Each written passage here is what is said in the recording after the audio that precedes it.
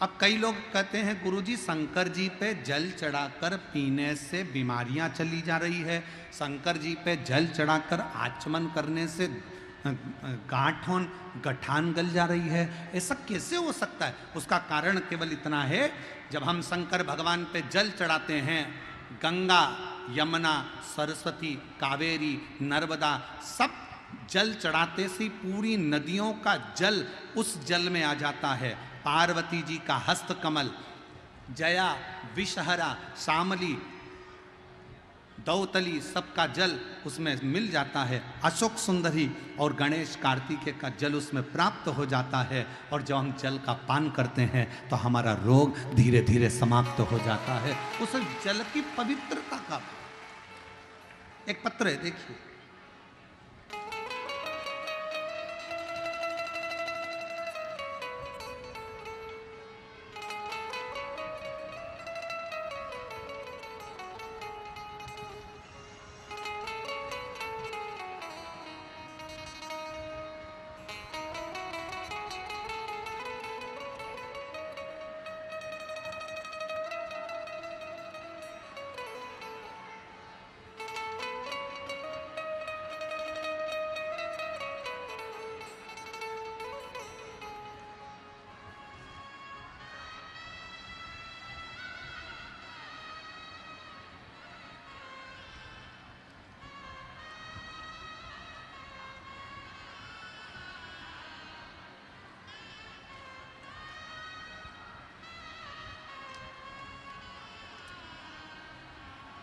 मेरा नाम ममता कुमारी है,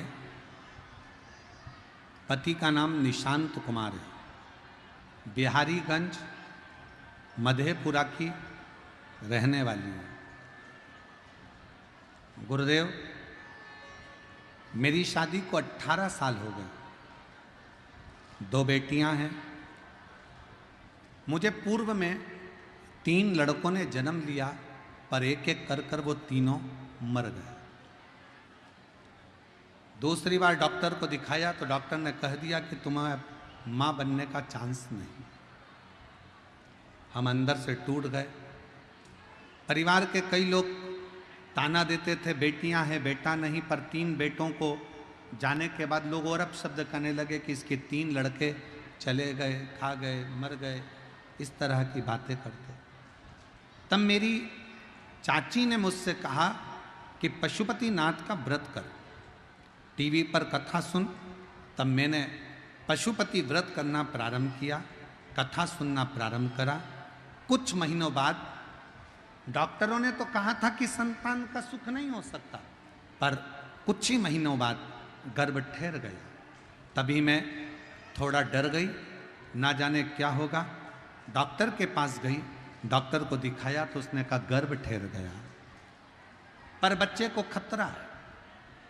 ये जानकर मैंने शंकर जी के मंदिर में जाकर जल चढ़ाना प्रारंभ करा, महादेव पर भरोसा कर कर शिव के। अब देखो, कई लोग कहते हैं कि गर्भवती नारी को मंदिर नहीं जाना चाहिए। शिव पुराण कहती है गर्भ अवस्था में अगर बच्चा है तो शंकर के मंदिर में 1 लोटा जल रोज चढ़ाओ, शंकर भगवान तुम्हारे गर्भ की रक्षा करेंगे। मैंने शिव को जल चढ़ाना प्रारंभ करा। बाबा की ऐसी कृपा हुई, 22 दिसंबर 2024 को स्वस्थ पुत्र ने जन्म लिया और मेरे बाबा ने मेरे ऊपर कृपा करी। शिव कृपा का फल क्या? एक पत्र और अच्छा।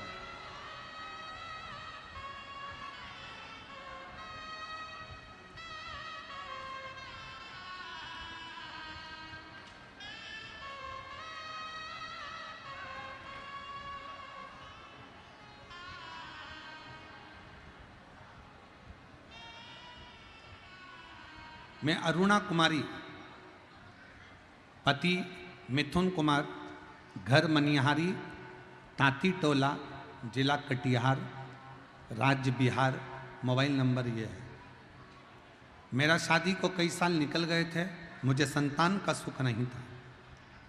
कई डॉक्टरों को दिखाया, डॉक्टरों ने कहा था कि गर्भ तो ठहरेगा, लेकिन कुछ समय के लिए ऐसा भी हुआ, गर्भ तो ठहरा पर बच्चा बड़ा नहीं और बच्चे को शांत हो गया। हम लोग परेशान हो गए। तब किसी के कहने पर आपकी शिव महापुराण की कथा श्रवण करना प्रारंभ करी और बाबा की कृपा से ऐसी बाबा ने करुणा करी कि मुझे 2024 अक्टूबर के महीने में बाबा ने संतान का सुख दे दिया। ये उसकी कृपा है। हम जब विश्वास करते हैं, हम जब भरोसा करते हैं, तो शिव हमारे करीब में आते हैं, शिव हमारे पास आते हैं।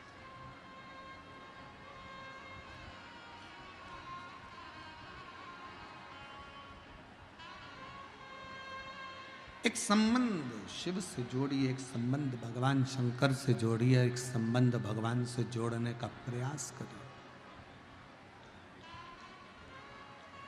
कई ऐसे भी हैं जो भगवान से संबंध जोड़कर भी भगवान के नहीं हो पाए। जैसे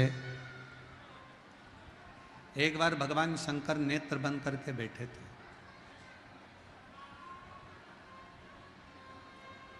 थोड़ा ध्यान दीजिएगा कथा पर। आज शिवरात्रि है बैसाख महीने की, और आज कथा की भी शिवरात्रि है। कल कथा सुबह 8 बजे से 11 बजे तक हो जाएगी। सब अपने अपने घर को चले जाएंगे। कथा का कल समापन हो जाएगा, विराम हो जाएगा। फिर कथा 1 मई से 7 मई तक विद्याधर नगर स्टेडियम जयपुर में प्रारंभ हो जाएगी, 1 बजे से 4 बजे तक, राजस्थान में। थोड़ा ध्यान लगाकर सुनिए। 2 बार भगवान शंकर ने नेत्र बंद करे, और दोनों बार भगवान शंकर के नेत्र बंद करने से कुछ ना कुछ प्रकट हुआ। एक बार नेत्र बंद करा मेरे भगवान शंकर ने, तो नयन के अश्रु से रुद्राक्ष प्रकट हुआ। क्या प्रकट हुआ? जम के बोलो जरा। रुद्राक्ष। दूसरी बार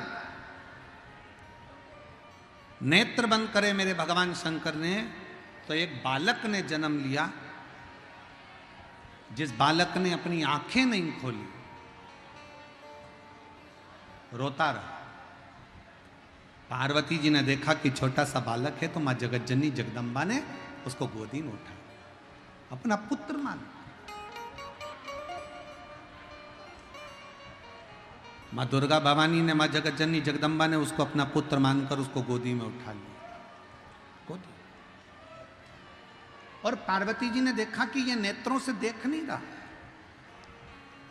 पार्वती जी ने देखा कि ये नेत्रों से देख नहीं रहा, ये नेत्रों से देख नहीं रहा है, तो ऐसा लगा कि ये आंख से अंधा है, नेत्र से विहीन है, आंख से अंधा। पार्वती जी ने उसका नाम अंधकासुर रख दिया। क्या नाम रखा? अंधकासुर। 2 बार मेरे देवादित्य महादेव ने नेत्र बंद करे। एक बार नेत्र बंद करा तो रुद्राक्ष प्रकट हुआ। 1 मुखी से लेकर 14 मुखी तक रुद्राक्ष का वर्णन शिव महापुराण में है। 1 मुखी से लेकर 21 मुखी तक रुद्राक्ष का वर्णन स्कंद पुराण में।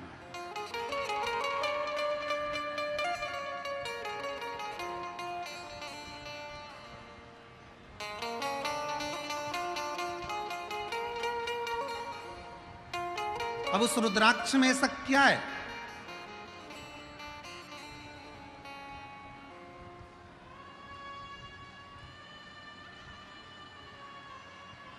केवल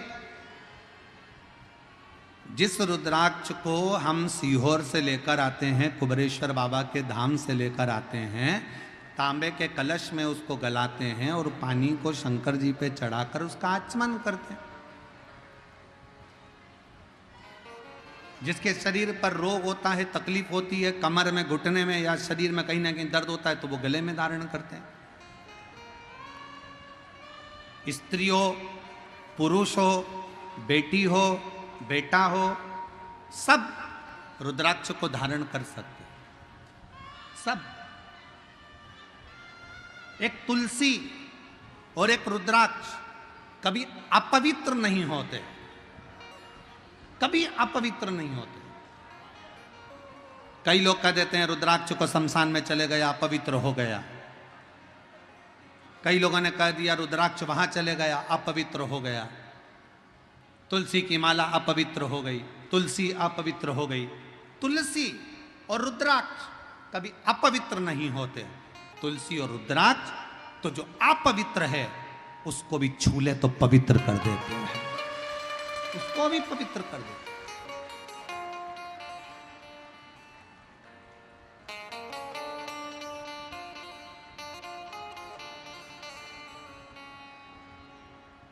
सीहोर में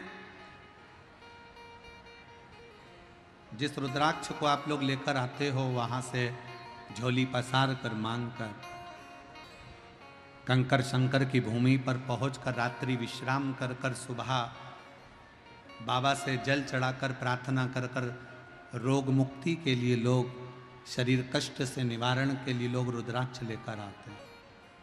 रुद्राक्ष,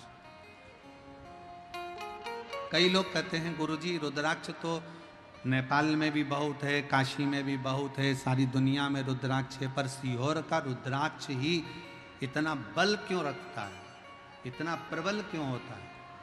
हम कहेंगे सीहोर का रुद्राक्ष आपको जो दिया जाता है उसको गंडकी रुद्राक्ष कहते हैं।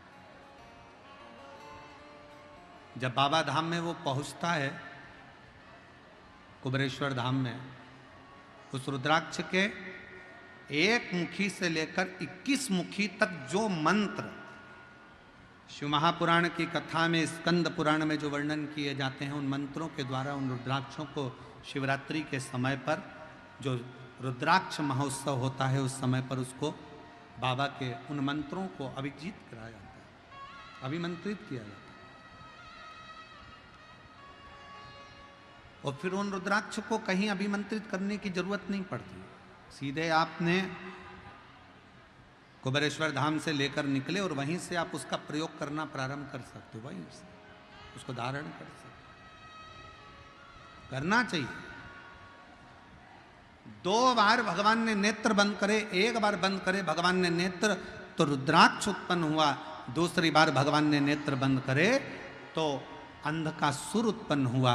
अंध का सुर जैसे ही जन्मा, अंध का सुर जैसे ही पैदा हुआ, अंध का सुर को गोदी में लिया और अंध का सुर को गोदी में लेकर माँ पार्वती जी ने उसको गोदी में लेकर कहा कि ये मेरा पुत्र है, ये मेरा पुत्र है। और शंभु शरणे पड़ी मांगू घड़ी रे दुख का दया करीन दर्शन हो शंभु शर मांगू घड़ी दुख का दया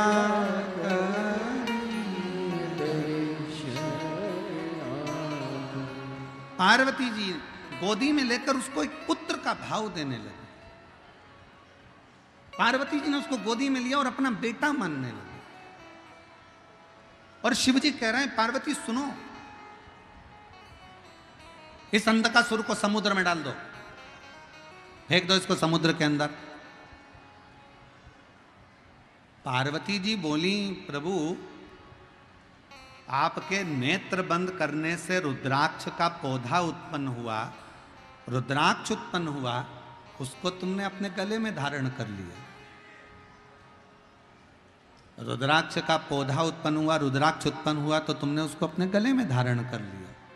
और नेत्र बंद करने से जो अंध का सुर उत्पन्न हुआ उसको समुद्र में फेंकने की बात कहते हो, समुद्र में डालने की बात कहते हो। ये कहां की रीति है? शिव जी कह रहे हैं पार्वती सुन, इस रुद्राक्ष को जिसको मैंने प्रकट किया कलयुग में, कलिकाल में, जिस रुद्राक्ष को मैंने नेत्र बंद कर कर खुद ने प्रकट करा, इस अंधकासुर को मैंने प्रकट नहीं किया। ये अंधकासुर तो तुमने आंखों पर हाथ रखा, नेत्र मेरे बंद करे, अपने हाथों से जब तुमने नेत्र बंद करे तब जाकर जो बालक प्रकटा वो अंधकासुर हुआ। इसको मैंने प्रकट नहीं करा है। जब किसी व्यक्ति के नेत्र दबाए जाते हैं तो उसमें से आंसू निकलना प्रारंभ हो जाते हैं। बहुत देर तक नेत्र को जब दबा कर रखोगे, बहुत तेज दबाओगे तो आंख में से आंसू निकलेगा। वो आंसू आंखों से रोया हुआ आंसू नहीं है, वो आंसू आंखों से खुशी का आंसू नहीं है, वो आंसू तो उसको कष्ट मिला तो निकला। भगवान शंकर कहते हैं मैंने रुद्राक्ष को स्वयं अपने अश्रु से, खुशी के अश्रु से, प्रेम के अश्रु से अपना पुत्र मानकर उसको प्रकट किया है जो जनमानस का कल्याण करेगा, जो पूरे जगत का, पूरे जनमानस का कल्याण करेगा, पूरे जगत का कल्याण करेगा। वासु पूरे जगत का कल्याण करने वाला है। वह रुद्राक्ष पूरे जगत का कल्याण करने वाला है। और ये अंधकासुर जो पैदा हुआ है, ये अंधकासुर जगत का कल्याण नहीं करेगा, जगत को कष्ट देगा। और केवल जगत को कष्ट नहीं देगा, अपने माँ बाप को भी कष्ट देगा।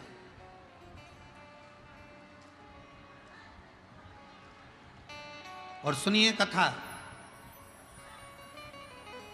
बिहार की जितनी मेरी जीजियां बैठी हैं और जितने मेरे जीजा बैठे हैं और जितनी मेरी बेटियां बैठी हैं, जितने मेरे भाई बैठे हैं, जितने मेरे पिता, जितनी मेरी माताएं बैठी है, भगवान शंकर से अगर औलाद मांगना, भगवान शंकर से अगर बच्चा मांगना, भगवान शंकर से अगर पुत्र मांगना, तो शंकर जी को पहला शब्द कहना, बाबा हमको औलाद ऐसी देना जो हमारे बुढ़ापे में हमारी सेवा कर ले, ऐसी मत देना कि हमें वृद्धाश्रम में ले जाकर छोड़ दे।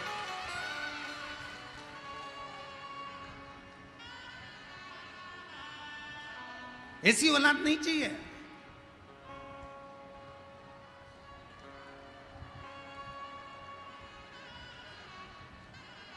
और आज कहने में संकोच नहीं होगा, बिहार की धरा से, बिहार की पवित्र भूमि से, सिंहेश्वर महादेव के इस पावन चरणों में बैठकर एक बात कहना चाहूंगा। कहीं तुम्हें दान देने की जरूरत नहीं है। अगर तुम अपने माँ बाप को पेट भरकर भोजन करा रहे हो और उनकी सेवा कर रहे हो तो कहीं दान देने की जरूरत नहीं। कहीं दान देने की जरूरत नहीं। अगर आप अपने माँ बाप का पेट भर रहे हो, माँ बाप को अच्छे से रख रहे हो, अपने बुजुर्ग माँ बाप की सेवा कर रहे हो, उनको दवाई दिला रहे हो, उनकी बुढ़ापे में अगर आप सेवा कर रहे हो तो समझ लेना तुम्हें कहीं दान देने की जरूरत नहीं है। तुम अपने माँ बाप के चरणों में सेवा में उस दान को लगाओ, अपने माता पिता के सेवा में लगाओ।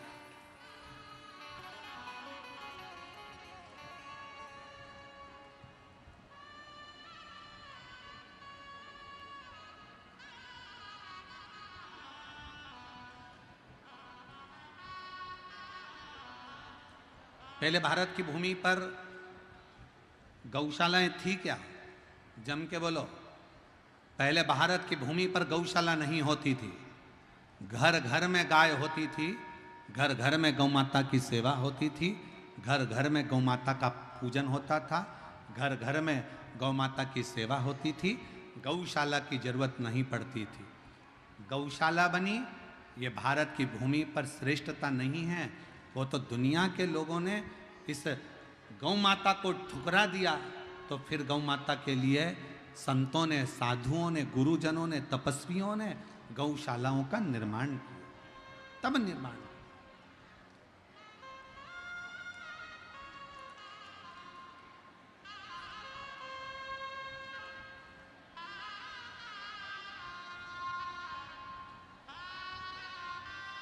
संभव।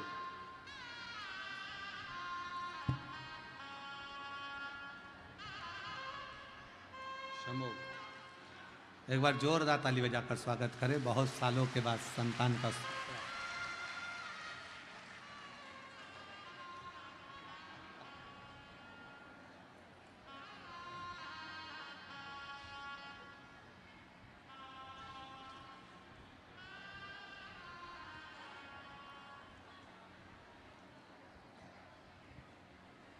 पहले गौशाला नहीं होती थी, पहले घर घर में गौमाता की सेवा होती थी। पहले घर घर में संत साधु घर के लोग अपने घरों में गौमाता रखते थे। अब धीरे धीरे लोगों ने गौमाता को रखना बंद कर दिया तो गौशालाओं का निर्माण हो गया। और अब यह नया काम चालू हुआ वृद्धाश्रम का। पहले सत्य वचन आप सब बताओ, बुजुर्ग बुजुर्ग लोग बैठे हुए हैं इस कथा के मंडप में, बोलना ईमानदारी से, पहले के जमाने में वृद्धाश्रम होते थे क्या? घर में माँ बाप की सेवा सबसे बड़ी परमात्मा की सेवा मानी जाती थी, तो माँ बाप की सेवा में लोग लगे रहते थे। आज के जमाने में माता पिता का तिरस्कार कर कर उनको वृद्धाश्रम में भेज दिया जाता है। श्रेष्ठ नहीं।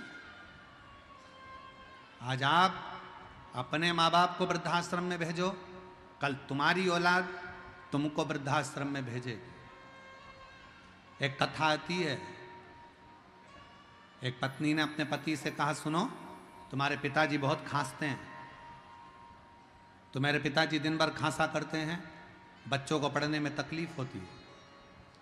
बेटे ने कहा क्या करना है? पिताजी को माली के कमरे में ठहरा दो। आगे माली का कमरा था, पीछे पिताजी के लिए माली का कमरा साफ करवा दिया, चौकीदार का कमरा साफ कराकर उसमें पिताजी को रख दिया। पिताजी से कहा, पिताजी तुम माना मती, तुम्हारी बहू तुम्हारे लिए भोजन लेकर आएगी, तुम्हारी बहू तुम्हारे लिए चाय लेकर आएगी, ये घंटी है, इस घंटी को बजा देना, तुम्हारी बहू तुम्हारे लिए खाना लेकर आ जाएगी। ठीक है बेटा, ठीक है। पिताजी ने घंटी बजाई, बहू चाय लेकर आई, पिताजी ने घंटी बजाई, बहू भोजन लेकर आई। एक बार चलते चलते समय निकल गया और 20-22 दिन बाद पिताजी ने घंटी बजाई पर बहू नहीं आई। खूब बजाई, नहीं। बेटे ने कहा था तुम अंदर कमरे में मत आना, घंटी बजाना। घंटी बजाते बजाते पिता प्यासा चक्कर खाकर जमीन पर गिर गया। शाम को ऑफिस से बेटा आया, उसने अपनी पत्नी से कहा, क्यों पिताजी को चाय भोजन पानी दिया, क्यों उन्होंने घंटी नहीं बजाई? उनके पास रखा होगा। उन्होंने घंटी नहीं बजाई, उनके पास रखा होगा। बेटा दौड़कर बाप के कमरे में गया तो बाप तो जमीन पर पड़ा था। पानी का छींटा दिया, पापा उठो। पिताजी उठे। क्या बात है पापा, आपने घंटी नहीं बजाई? पिताजी बोले, घंटी तो खूब बजाई, पर मुझे लगता है कि घंटी के तार को उंदरा ने, चूहे ने कतर दिया, घंटी बजती नहीं है। पिताजी को बेटा पानी पिलाता और पिताजी के प्राण छूट गए। अंतिम संस्कार किया गया। 13वें के दिन 10वें के दिन घर की सफाई होने लगी। घर में 2 बेटे थे। एक बच्चे ने घंटी को अपनी जेब में रख लिया, दूसरे बच्चे ने घंटी के तार को अपनी जेब में रख लिया। माँ ने झाड़ू लगाते लगाते पूछा, ये क्या कर रहे हो? बच्चे कहते हैं, मम्मी जैसे आपने दादाजी के लिए घंटी लगाई थी वैसे ही हम आपकी घंटी लगाएंगे, इसलिए तैयारी कर कर अभी रख रहे हैं। ये तैयारी कर कर हम रख रहे हैं। जो तुमने किया वो करेगा। भारत की भूमि पर यह वृद्धाश्रम ठीक नहीं है। अपने माँ बाप की सेवा करो। फिर निवेदन है, कहीं दान देने की जरूरत नहीं है। अगर तुम अपने माँ बाप को पेट भर कर भोजन करा रहे हो उनकी दवाई करा रहे हो, उनकी सेवा कर रहे हो, तो कहीं दान करने की जरूरत नहीं है। तुम अपने माँ बाप की सेवा में लगा दो उसको, अपने माता पिता की सेवा में, उनकी चाकरी में कुछ अच्छा कर लो अपनी जिंदगी में कुछ। और मत बुरे कर्म कर बंदे, वरना पछताएगा।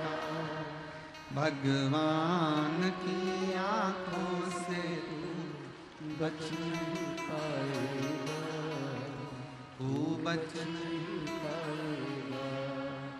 अरे ओ अज्ञानी मत करना दानी, अरे ओ अज्ञानी मत करना दानी। तेरे कर्म का फल भी तू ही पाएगा, जैसा किया तूने तेरे आगे आएगा। मत बुरे कर्म कर बंदे, वरना पछताएगा।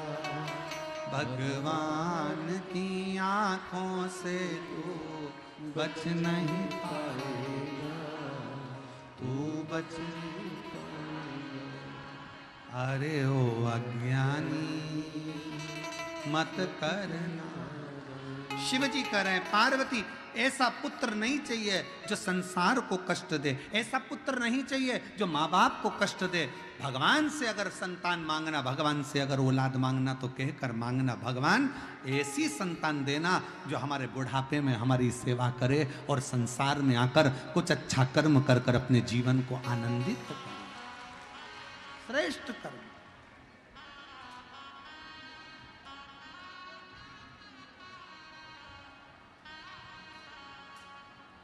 कुछ अच्छा करने।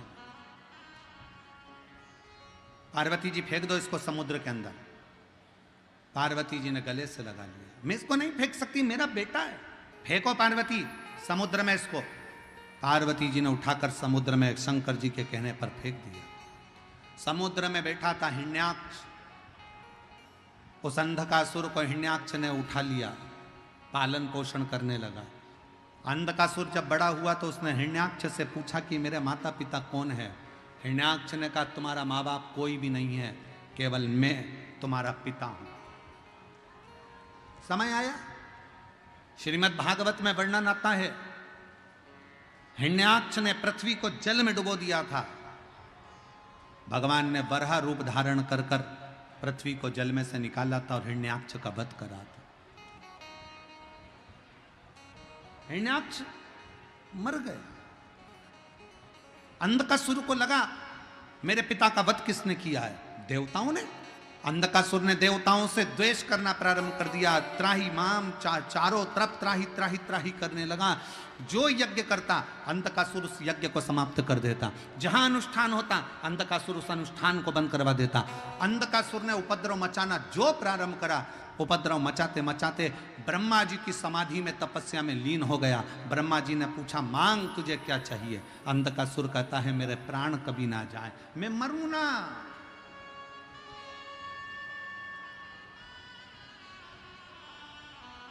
और ये आज की रीत नहीं है, पुराने समय से रीत चली आ रही, कोई मरना ही नहीं चाहता।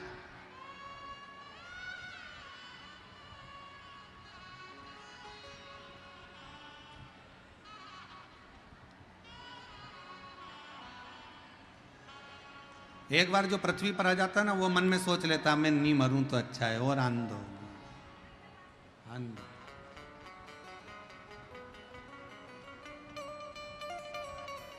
शिव महापुराण की कथा कहती है, पैसे से ज्यादा प्रेम को जोड़ने का प्रयास करना। पैसे जोड़ के रखते हैं और गवर्नमेंट कभी भी बदल देती है, नोट चेंज।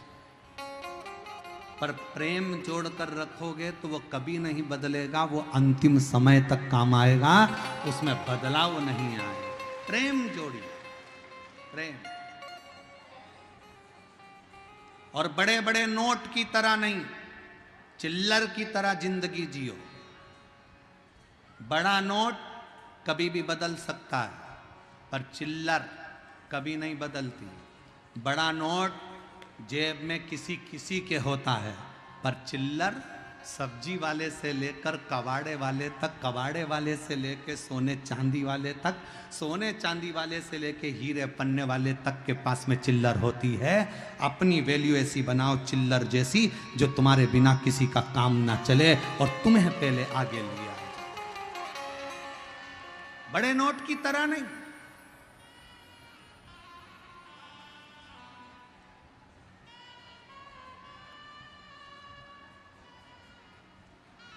चिल्लर जैसा स्वभाव, सहजता।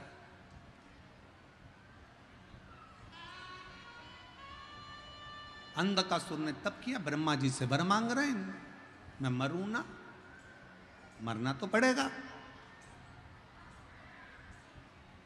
कितना ही प्रयास करो, कितनी भी बादाम खा लो तो भी मरोगे, एसी के कमरे में सो लो तो भी मरोगे, डनलप के गद्दे पे सोओगे तो भी मरोगे, गुलाब जामुन, इमरती, जलेबी, भजिया, पकोड़ा, जो तुम्हारी मर्जी पड़ जाए, लिट्टी चोखा तुम्हारी मर्जी पड़ जाए, कितना ही खा लो फिर भी मरना है। आलू के पराठे खा लो, चाहे गोभी के पराठे खा लो तो भी मरना है। कितना भी ब्यूटी पार्लर में सज लो तो भी मरना है, कितना भी अच्छा घूम लो तो भी मरना है। तो फिर जब मरना ही है तो रोके क्यों मरे? स्माइल देकर अपनी जिंदगी को खुश होकर जियो, फुल एंजॉय के साथ। जरा सा किसी ने कुछ कहा और रोने बैठ गए, तुम्हारे भाई ने ऐसा कह दिया, तुम्हारी मम्मी ने ऐसा कह दिया, तुम्हारे पापा ने ऐसा कह दिया, तुम्हारे काका ने ऐसा कह दिया। नहीं नहीं, आग लगे बस्ती में, अपन रहो मस्ती में, क्या किसको रोइए, चादर तान के कहा।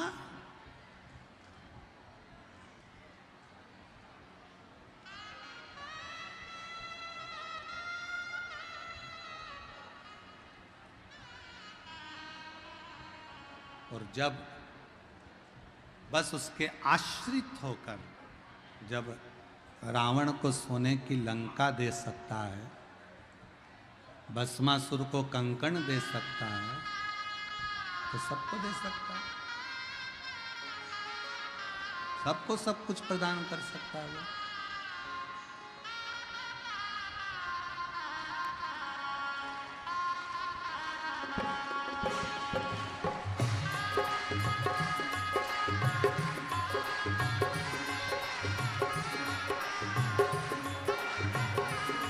बड़े भाव से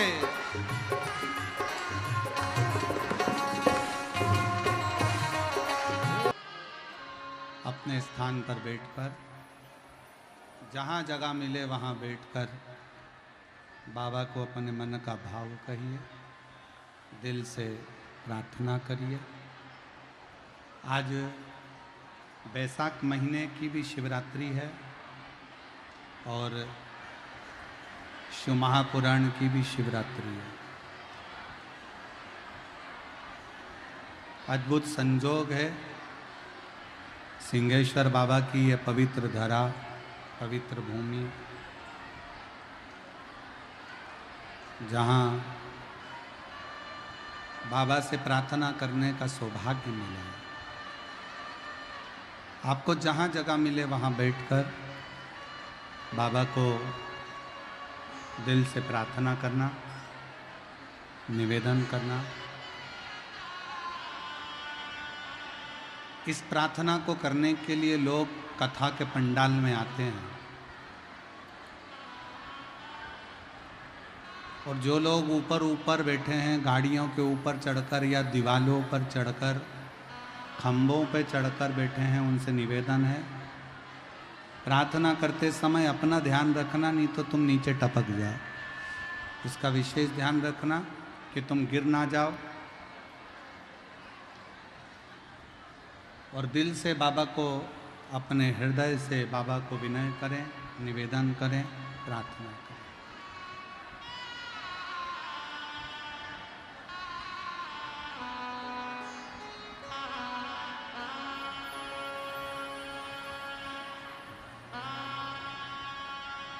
श्री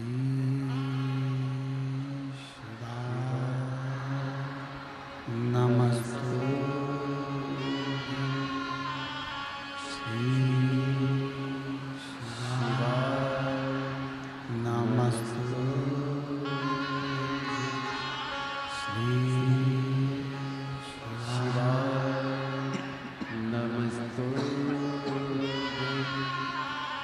श्री शिवाय नमस्तुते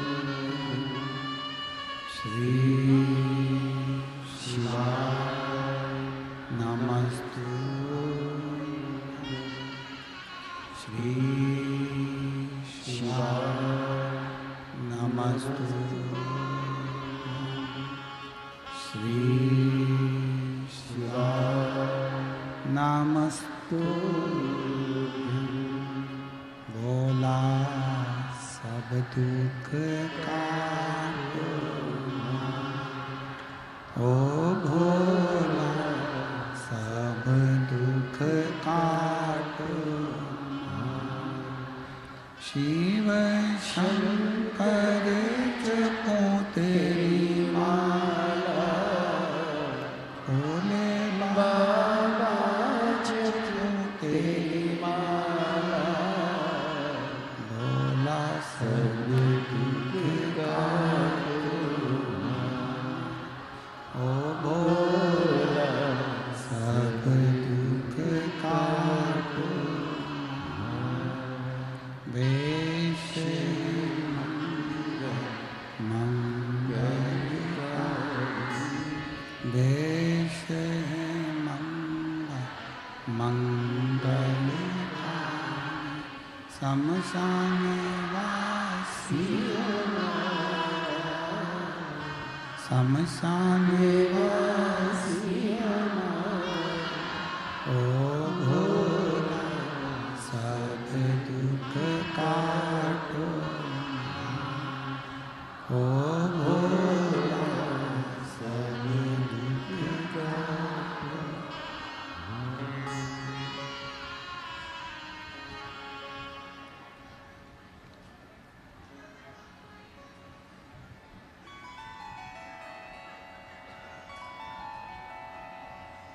बाबा देवादिदेव महादेव भगवान शिव ओगड़दानी त्रिकालदर्शी कैलाशी विनाशी शंकर मेरे बाबा की कथा कह रही है, भगवान का चरित्र कह रहा है, शिव महापुराण की कथा वर्णन कर रही है। अंधकासुर ने ब्रह्मा जी से वर मांगना चाहा कि मेरे प्राण छूटे, पर संसार में अगर हमारा जन्म हुआ है तो मृत्यु भी निश्चित है। ब्रह्मा जी ने कहा कि कोई और वर मांग लो, ये वर श्रेष्ठ नहीं। ब्रह्मा जी ने कहा कि कोई और वर मांगो। अंधकासुर को मालूम था कि मेरी कोई माँ नहीं है, मेरा जन्म माँ के गर्भ से नहीं हुआ। तो अंधकासुर ने वर मांगा कि अगर वर देना चाहते हो तो ये दो, जिस दिन मैं अपनी माँ को गलत दृष्टि से देखूं उस दिन मेरे प्राण छूटे।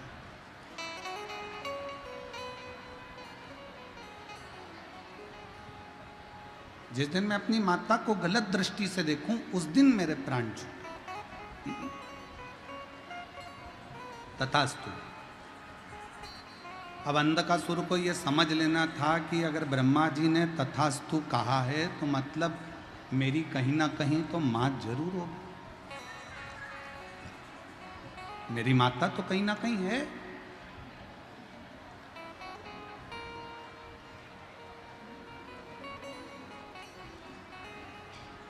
अंधकासुर वापिस आ गए। शिव महापुराण की कथा कहती है, सिंहासन पर बैठकर अंधकासुर ने अपने सैनिकों को बुलाया, गुप्तचरों को बुलाकर कहा कि मुझे विवाह करना है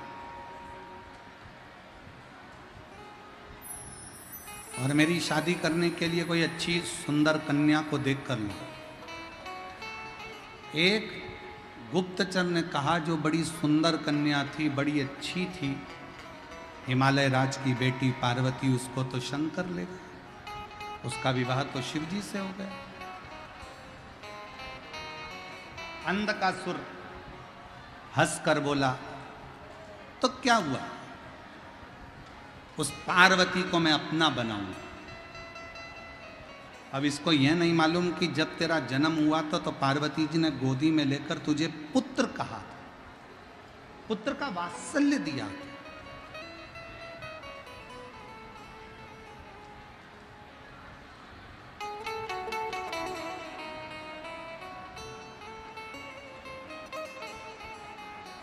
शिव महापुराण की कथा कहती है, जरूरी नहीं कि आप 4 वेदों का अध्ययन करो। संसार में ऐसे कई लोग हैं जो 4 वेद नहीं पढ़ पाएंगे। अगर 4 वेदों का अध्ययन ना कर पाओ तो शिव महापुराण की कथा कहती है 4 बातों को अपने अंदर उतार लो तो 4 वेद के अध्ययन का लाभ आपको मिलने लगेगा।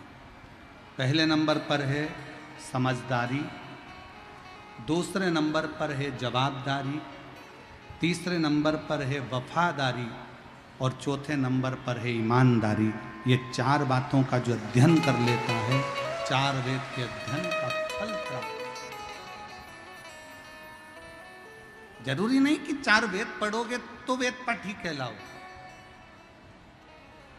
किसी के हृदय की पीड़ा को तो समझो।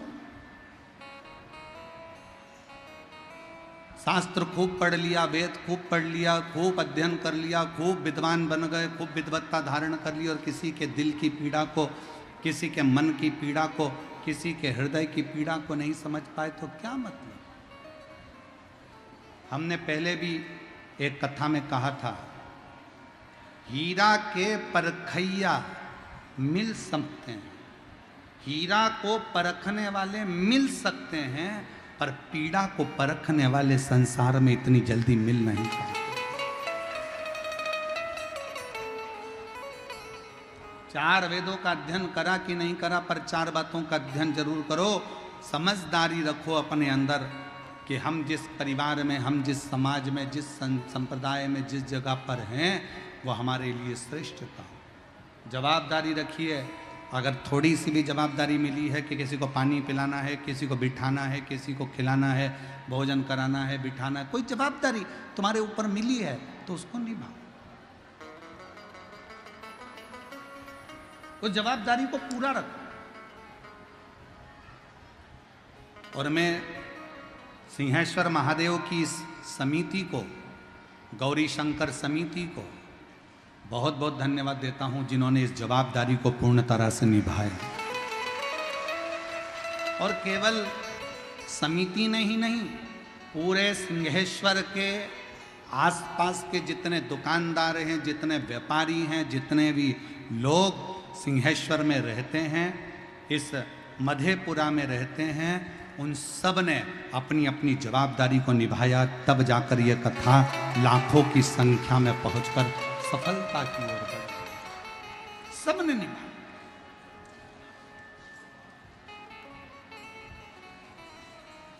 एक एक व्यक्ति ने इस कथा में अपनी जान झोंकी, अपना दिल लगा।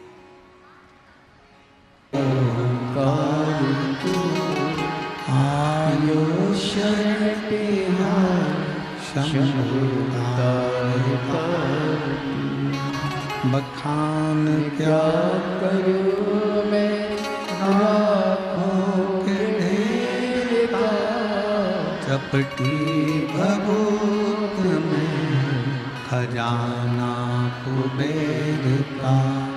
हे गंगाधर मुक्ति ओंकार तू, भोले ओंकार तू, आयो शरण तिहारी शंभो तार तू।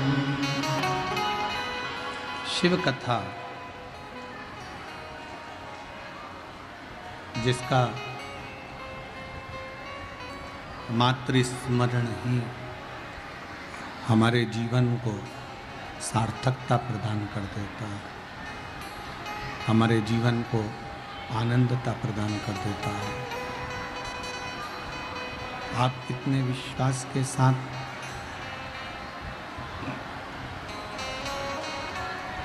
आप कितने भरोसे के साथ आप कितनी दृढ़ता के साथ शिव कथा का लाभ ले रहे हैं, ये आपके ऊपर निर्भर करता है। देखिए, जिस लंका के राजा रावण से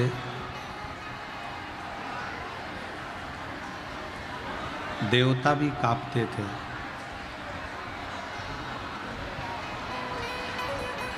जिस लंका के राजा रावण से गंधर्व, अप्सराएं, देवता सब थर थर कांपते थे, वो लंका का राजा रावण अगर किसी से भय खाता था, वो लंका का राजा रावण अगर किसी से डरता था, भय खाता था, तो वो केवल एक देवाधिदेव महादेव थे, केवल एक शिव थे, भगवान शंकर।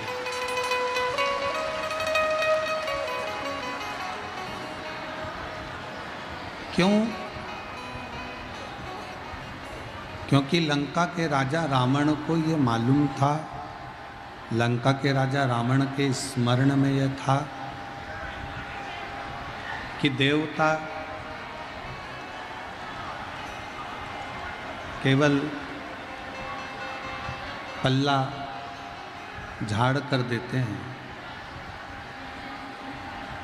लंका के राजा रावण को ये स्मरण में था कि देवता पल्ला झाड़ कर देते हैं, पर रावण को ये मालूम था कि केवल एक देवाधिदेव महादेव ऐसे हैं जो पल्ला झाड़ के नहीं, छप्पर फाड़ कर देते हैं। छप्पर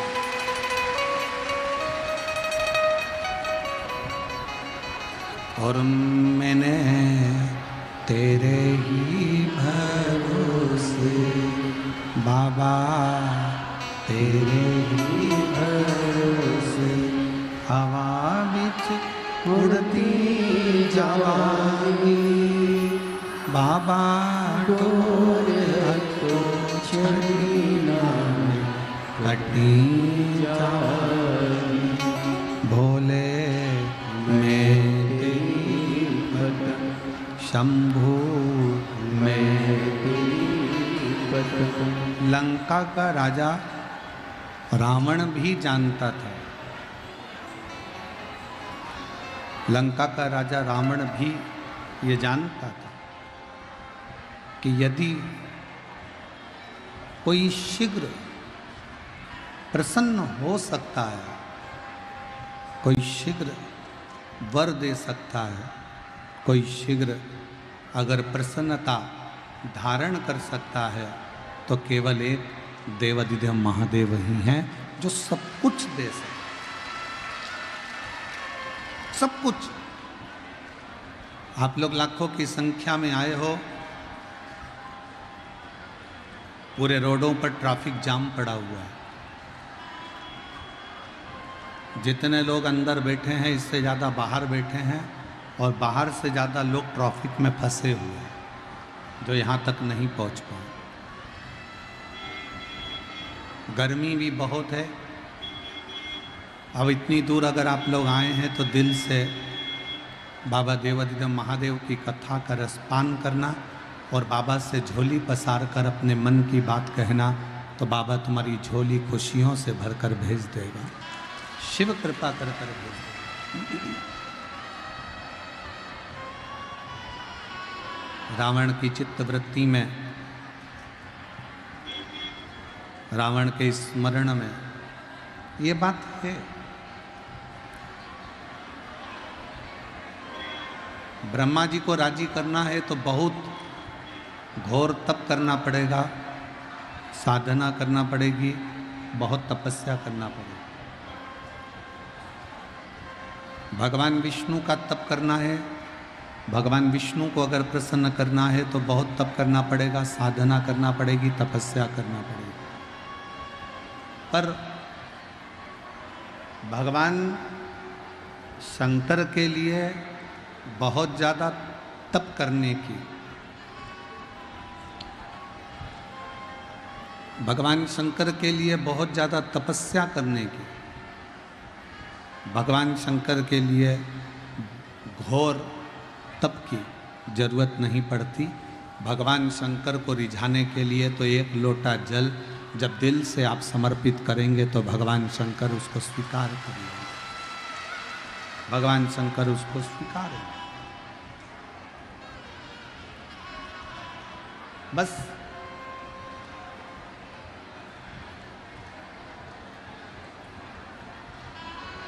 शिव जी को चढ़ाने के लिए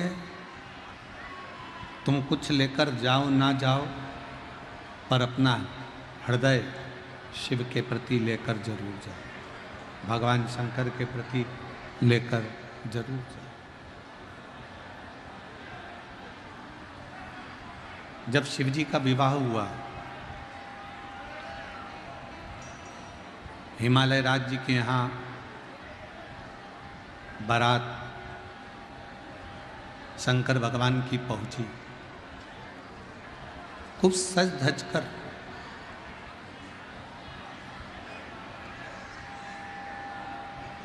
और बारात भगवान शिव की जब चली,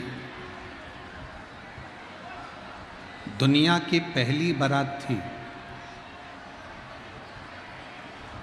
दुनिया की पहली बारात।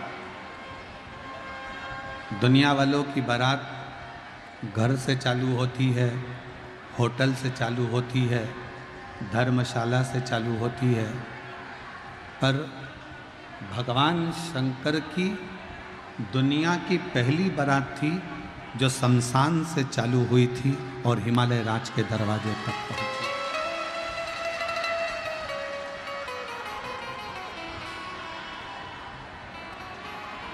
और कितना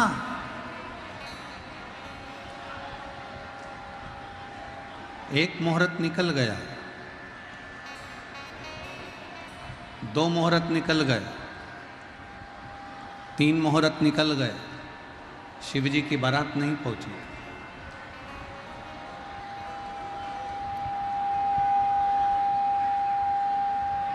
मुहूर्त पर मुहूर्त निकलते गए और भगवान शंकर की बारात नहीं पहुंची। खूब मुहूर्त निकले। शंकर भगवान से पूछा कि इतने मुहूर्त निकल गए, हिमालय राज तैयारी कर कर बैठे हुए हैं और आप बारात लेकर नहीं जा रहे, आप बारात नहीं ले जा रहे। शिव जी कहते हैं अभी मेरी भस्म तैयार नहीं। सनातन हिंदू धर्म के अंतर्गत एक नियम है, आप यदि कोई अच्छे कार्य के लिए जा रहे हो, भरा हुआ कलश कोई लेकर दिख गया तो शुभ होता है। गाय अपने बछड़े को दूध पिलाए, वहाँ से निकल कर जा रहे हो तो शुभ होता है। और यहाँ तक भगवान शंकर बारात लेकर जा रहे हैं और सामने से अर्थी निकलती हुई दिखी तो शिव जी की बारात आगे बढ़ी। शिव महापुराण की कथा कहती है आप कोई शुभ कार्य के लिए जा रहे हो, कोई अच्छे कार्य के लिए जा रहे हो और सामने से मान लो कोई अर्थी भी नजर आ जाती है तो समझ लेना कि तुम्हारा कार्य सफल हो जाएगा, तुम्हारा कार्य श्रेष्ठ होगा। जरा विचार करिए, कई माताएं कहती हैं कि गर्भ धारण कर लो तो शंकर जी के मंदिर मत जाओ, कोई कहता है कि गर्भित हो गई तो शिव जी को लोटा भर के जल मत चढ़ाओ, गर्भ में बच्चा है तो मंदिर मत जाओ। ना जाने किस किस ने क्या क्या कह दिया।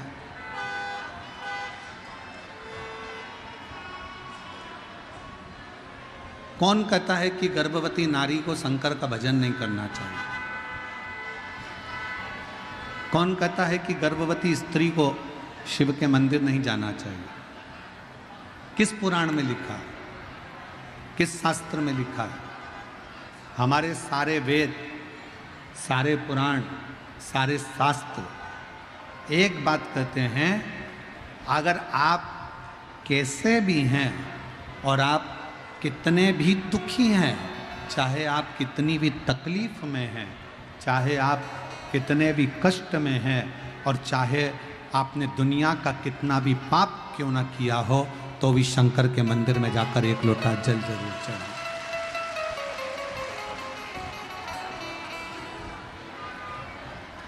उसके मंदिर में जाओ, जल चढ़ाओ, उसको प्रणाम करो, उसको नमन करो, उसको चरणारविंद में दोक लगाओ।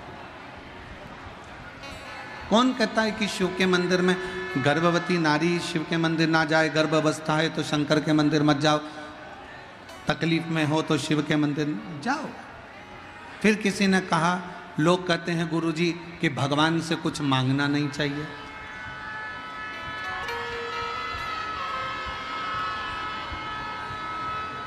लोग कहते हैं गुरुजी भगवान से कुछ मांगना नहीं चाहिए। अब वो दुनिया की तो आदत है, कुछ भी कहते रहेंगे कि भगवान से मत मांगो, भगवान से क्यों मांगते हो, भगवान को तो देना चाहिए, भगवान से लेना नहीं चाहिए। पर शिव महापुराण की कथा कहती है, लोग कहते हैं भगवान से मत मांगो, भगवान से मांगोगे तो भिखारी कहलाओगे, भिक्षुक कहलाओगे। एक बात मेरी बिहार की जीजियों से पूछूं, उत्तर दीजिएगा। और मेरे बिहार के जीजा, मेरे बिहार के बेटा बेटी सब उत्तर देना। मम्मी पापा से, अपने घर के माता पिता से बेटा बेटी कुछ मांगते हैं तो भिखारी कहलाते हैं क्या? जम के बोलो जरा। बहन भाई से कुछ मांगे और भाई बहन से कुछ मांगे तो क्या भिखारी कहलाएगा? जम के बोलो। नहीं।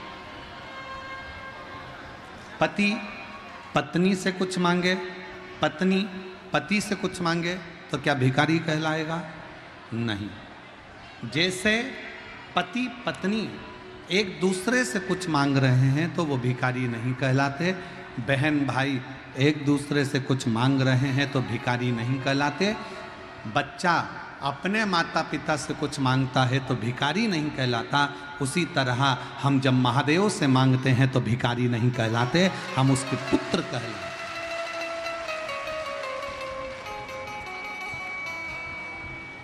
हम उसकी संतान हैं, हम उसकी औलाद हैं।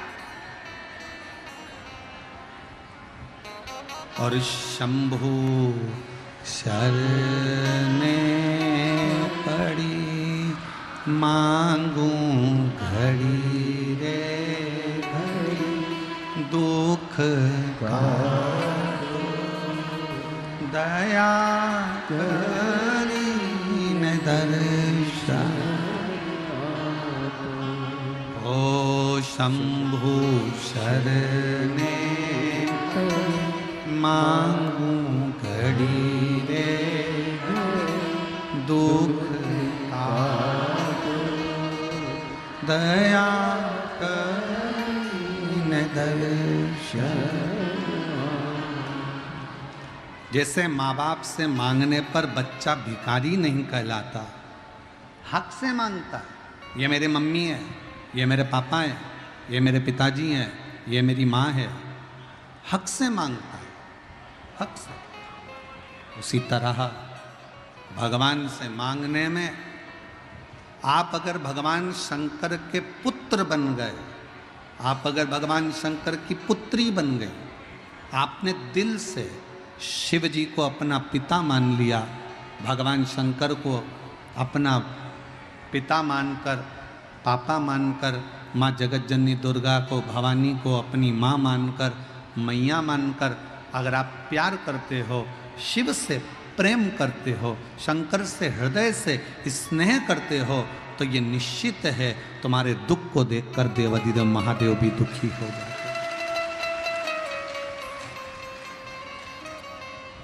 ये निश्चित है।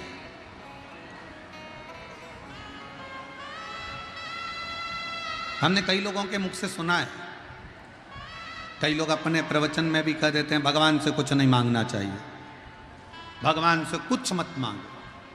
और शिव पुराण कहती है अगर अपने बाप से नहीं मांगेंगे तो किससे मांगेंगे? अपन अपनी मां से नहीं मांगेंगे तो किससे मांगेंगे? अपना दुख अपन अपने पिता से नहीं कहेंगे तो किससे कहेंगे? अपनी तकलीफ अपन अपनी मां से नहीं कहेंगे तो किससे कहेंगे?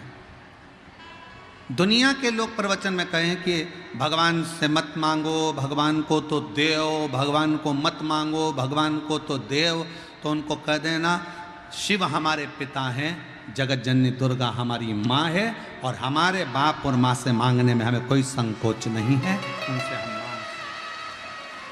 देना हो तो दीजिए जन्म जन्म का सार, मेरे सिर पर रख दो भोले अपने ये दोनों,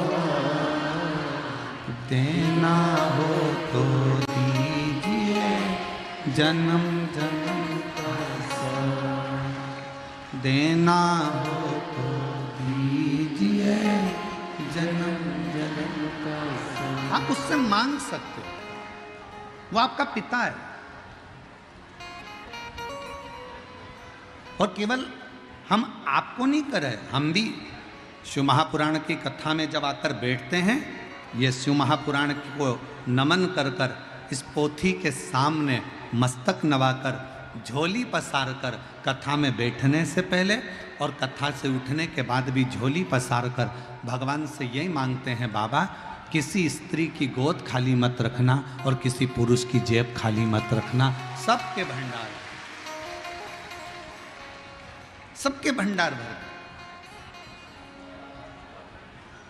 कितनी आस लेकर, कितना विश्वास लेकर, कितने भरोसे से, कितनी दृढ़ता से, कितनी आस लेकर कोई तेरे दरवाजे पर आता है बाबा, कितने आस।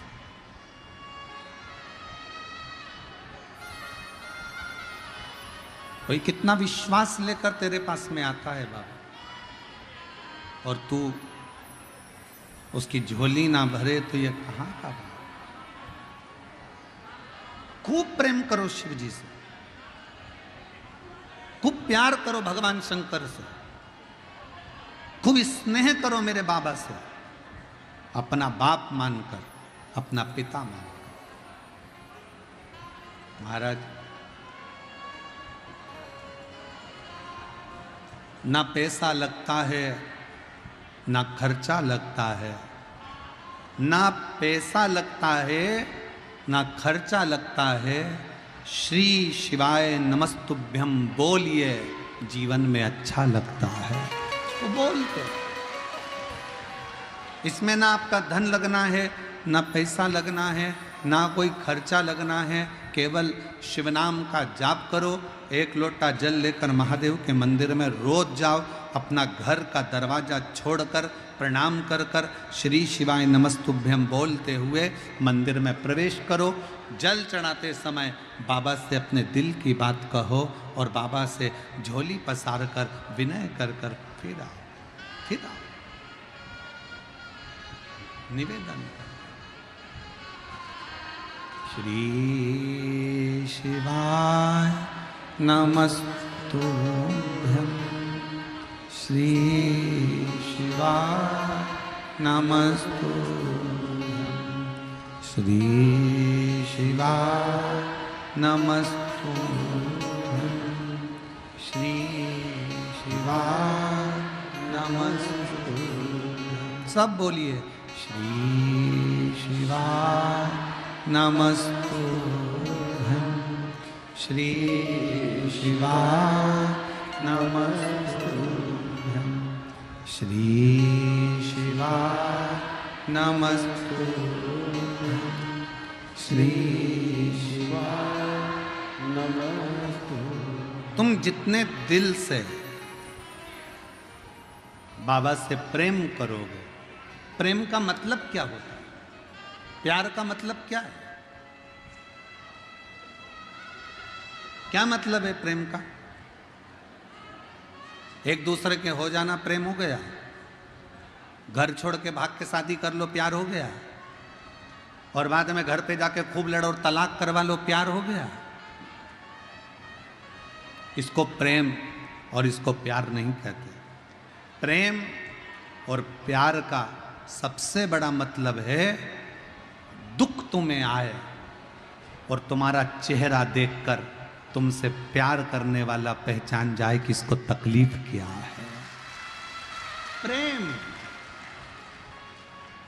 हम क्यों कह रहे हैं कि शंकर जी से प्रेम करो, शंकर भगवान से प्यार करो, शिव जी को एक लोटा जल चढ़ाकर उसको अपना बाप मानो, अपना पिता मानो और पिता मानकर अपने पिता से प्रेम करो। जब आप शंकर को पिता मानकर प्रेम करना प्रारंभ करोगे तो बेटी का मुख देखकर जब बेटी जल चढ़ाने जाएगी तो उसका चेहरा देखकर पहचान जाएगा मेरा देवाधिदेव महादेव की इसको तकलीफ क्या है, इसको कष्ट क्या है। प्यार का मतलब किसको कहते हैं? एक हॉस्पिटल में जाओ, एक कोई बहुत प्रचलित डॉक्टर हो, बहुत प्रचलित डॉक्टर, खूब सारे मरीज लाइन में लगे हैं, उसमें से एक मरीज ऐसा है जिसको बहुत बड़ी बीमारी है और बहुत बीमारी सबको है पर उसको ऐसा लग रहा है कि मुझे बहुत ज़्यादा तकलीफ है। वो डॉक्टर साहब को आवाज़ लगा कर करे, डॉक्टर साहब पहले मुझे देख लो, मुझे बहुत तकलीफ हो रही है। डॉक्टर साहब मुझसे दुगना पैसा ले लो पर पहले मुझे देख लो, मुझे बहुत तकलीफ हो रही है। डॉक्टर ने कहा लाइन में लगो, इतनी भीड़ हो रही है, सबको तकलीफ है, सबको दुख है। अब हॉस्पिटल में तो सभी लाइन में आए, सबके दुख है। फिर वो आगे आया, डॉक्टर साहब मुझे देख लो, मुझे तकलीफ है। डॉक्टर ने कहा लाइन में लगो, ये सबको तकलीफ है, लाइन में लगो। इतने में एक कोई व्यक्ति आया, डॉक्टर उसको देखकर खड़ा हो गया, गले लगाया, बिठाया, कुर्सी दी, कैसे हो, बस क्या बात है, तेरा चेहरा उतरा है, ला मैं बीपी नाप देता हूँ। डॉक्टर ने उसका बीपी नापा, शुगर है तेरे को, सावधानी रख। वो कहने लगा डॉक्टर बैठ, कहाँ जा रहा है? नहीं बस मैं बाद में आऊँगा, अभी तेरे पास भीड़ लगी। और वो चला गया। जरा विचार करिए, एक व्यक्ति चिल्ला रहा है मुझे पहले देखो, मेरे को तकलीफ है, मुझे पहले देखो, मुझे तकलीफ है, और एक व्यक्ति आया, उसके लिए कुर्सी लगाई गई, उससे गले लगा, हाथ मिलाया, उसका प्रेम से उसका बीपी नापा, शुगर नापी और उसको भेज दिया दवाई लिखकर। तुमको क्रोध आया कि बताओ, हम तो इतनी देर से चिल्ला रहे हैं, हम इतनी देर से पुकार रहे हैं और डॉक्टर वो कोई आया, उसका हाथ मिलाया, गले लगा और उसको दवाई देकर भेज दिया।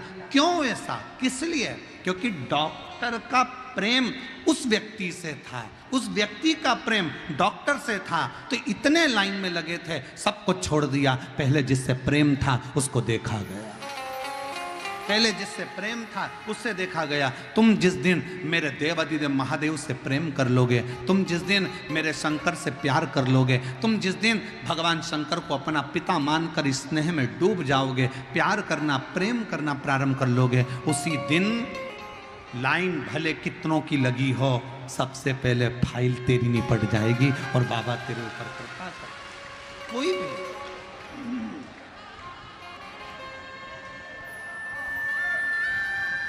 कितनी भी। और मेरे भोले तेरा सहारा है, मेरे भोले तेरा सहारा है, मेरी नैया का तू किनारा, मेरी नैया का तू किनारा, मेरे बाबा तुझे पुकारा है, मेरे बाबा तुझे पुकारा,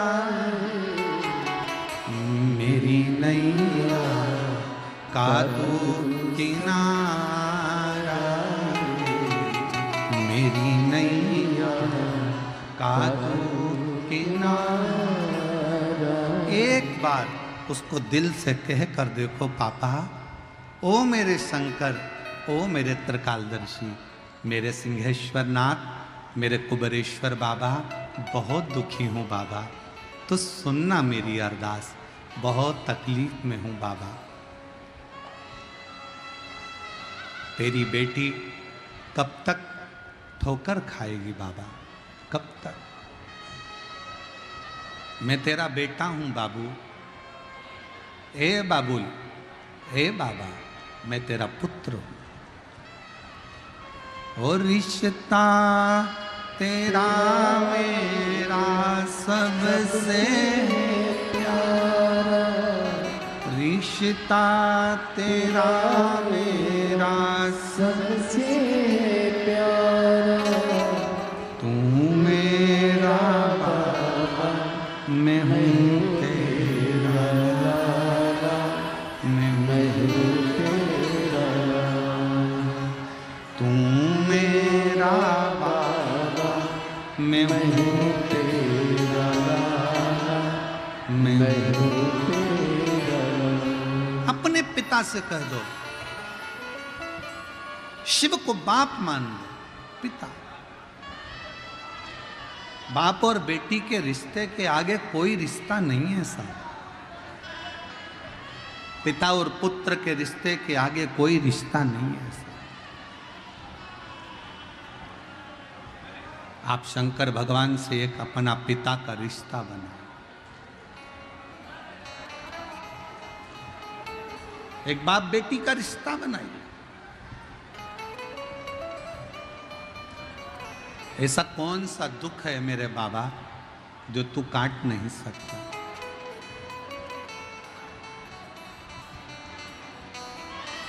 आज एक बात कहेंगे, हो सकता है कि लोगों को बुरा लग जाए हमारी बात का, क्योंकि हमारी बात का जरा दुनिया के लोगों को बुरा बहुत जल्दी लगता है। हम बोलते कुछ है, वो निकालते कुछ है। आज फिर एक बात कहते हैं, दुनिया का सबसे बड़ा तीर्थ, दुनिया का सबसे बड़ा तीर्थ अगर कुछ है, कहीं है, तो वो आपका दिल है, आपका मन है। उसके आगे कोई तीर्थ नहीं है।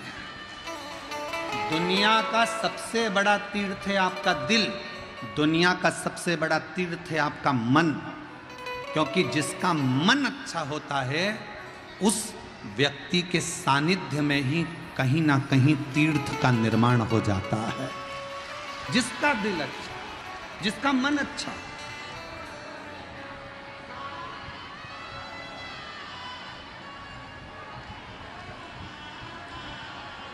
और देख लिया संसार हमने, देख लिया सब मतलब के यार हमने देख लिया। झूठे नाते, झूठे रिश्ते, झूठे नाते, झूठे रिश्ते। अरे झूठा है संसार हमने देख लिया, सब मतलब किया हमने देख लिया। दुनिया का सबसे बड़ा तीर्थ, कोई तुमसे पूछे